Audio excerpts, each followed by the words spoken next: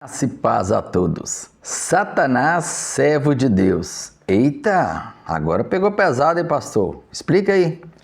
Pois é, ainda nas reflexões de 2 Coríntios, capítulo 12 ainda, em um versículo que nós já lemos, Paulo diz o seguinte: ainda que eu tenha recebido revelações tão maravilhosas, portanto, para evitar que eu me tornasse arrogante, foi-me dado um espinho na carne, um mensageiro de Satanás, para me atormentar e impedir qualquer arrogância.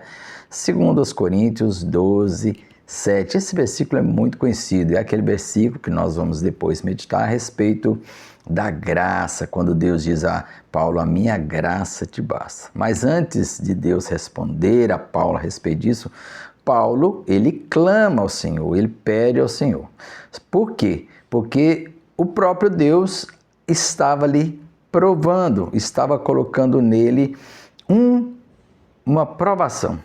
E ele diz que essa provação, que ele chama de espinho na carne, é um mensageiro de Satanás que o atormenta, o esbofeteia, né? Outras versões trazem para me esbofetear. Com o objetivo, nós já falamos, para que ele não se tornasse ainda mais, ou se tornasse arrogante, por causa das grandes revelações que Deus havia lhe dado. E a pergunta é, afinal, era Deus que estava provando Paulo? Era Deus que estava colocando aflição em Paulo ou era Satanás? Essa é uma pergunta muito interessante, porque quando nós voltamos para o Antigo Testamento, aí nos lembramos de uma passagem muito interessante, aliás, de duas passagens, que é a mesma passagem, mas escrita em dois livros diferentes.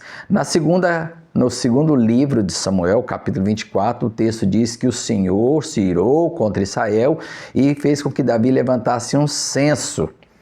A mesma passagem, mais descrita em 1 Crônicas, capítulo 21, diz que Satanás se levantou contra Israel e fez com que Davi levantasse um censo, levantando então a ira de Deus.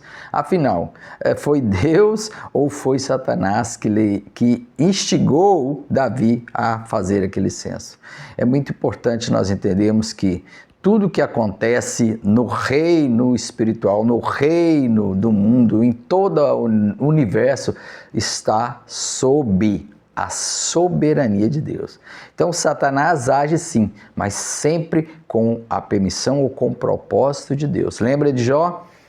Jó se levantou, aliás, Satanás se levantou contra Jó, mas tudo sob o governo, a permissão, a autorização e propósito de Deus. Deus é que governa, Satanás é apenas um servo dele.